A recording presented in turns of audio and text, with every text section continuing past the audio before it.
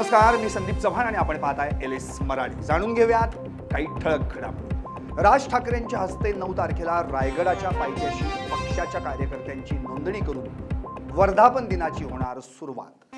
मनसे नेते संदीप देशपांडेंची माहिती. ठराविक वेळानंतर पक्षाची नोंदणी करणं आवश्यक असतं, देशपांडेंचं वक्तव्य. पार्थ पवारांकडे एवढी संपत्ती आली कुठून? अंजली दमानिया यांचा सवाल. पार्थ पवार यांची संपत्ती शरद पवारांपेक्षा जास्त, या बातम्या खोट्या. कारण शरद पवार यांच्याकडेही प्रचंड संपत्ती. दमानियांचं वक्तव्य. नरेंद्र मोदी यांनी संरक्षण क्षेत्राला बळ दिलंय, त्यामुळे भारत घडतोय. भारताची आत्मनिर्भरतेकडे वाटचाल सुरू. मुख्यमंत्री देवेंद्र फडणवीसांचं वक्तव्य. काँग्रेस प्रदेशाध्यक्ष हर्षवर्धन सपकाळ यांच्या उपस्थितीत शेतकऱ्यांच्या न्यायासाठी 9 मार्च रोजी संघर्ष पदयात्रा. काँग्रेस पक्षाच्या वतीनं कळमनुरी ते हिंगोली अशी काढण्यात येणार संघर्ष पदयात्रा. बंजारा समाजाला ST प्रवर्गातून आरक्षण मिळावं यासाठी पत्र लिहित पहिला पाठिंबा मी दिला. तसंच अधिवेशनातही केली होती मागणी. मी बंजारा समाजाच्या पाठीशी, शिवाय समोरही खंबीरपणे उभा. आमदार विजयसिंह पंडित यांचं वक्तव्य. निवडणुका यशस्वी आणि शांततेत पार पडल्याबद्दल मी नेपाळच्या जनतेचं आणि सरकारचं अभिनंदन करतो.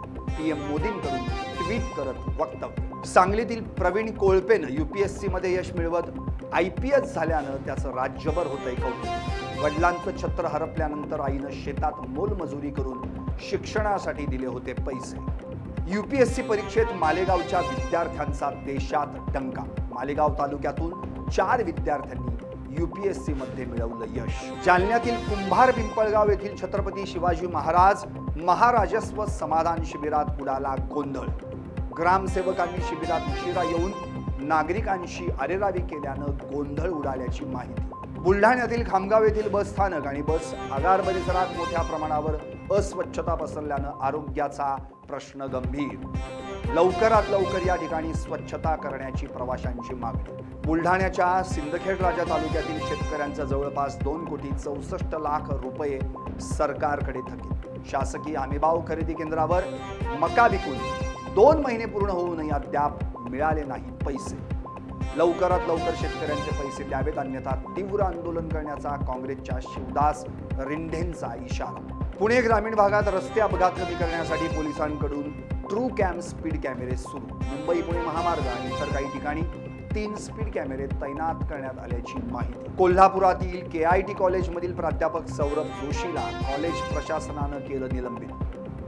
जोशीनं मुलींशी अश्लील वर्तन केल्याचा आरोप. पुण्याच्या जुन्नरमधील 20 बिबट्यांना गुजरातमधील वंतारा केंद्रात हलवण्यात येणार. माणिकडोह बिबट निवारा केंद्रातील बिबट्यांना ठेवण्याची मर्यादा पूर्ण झाल्यानं हा निर्णय. नवी मुंबईच्या उरणपेण ST बसमध्ये महिला कंडक्टर आणि एका ज्येष्ठ प्रवाशांमध्ये तिकीट काढण्यावरून वाद. या वादाचं रूपांतर हाणामारीत होऊन महिला कंडक्टरनं ज्येष्ठ नागरिकाला केली मारहाण. तर या होत्या काही ठळक घडामोडी. तुम्ही पाहत राहिलेस मराठी.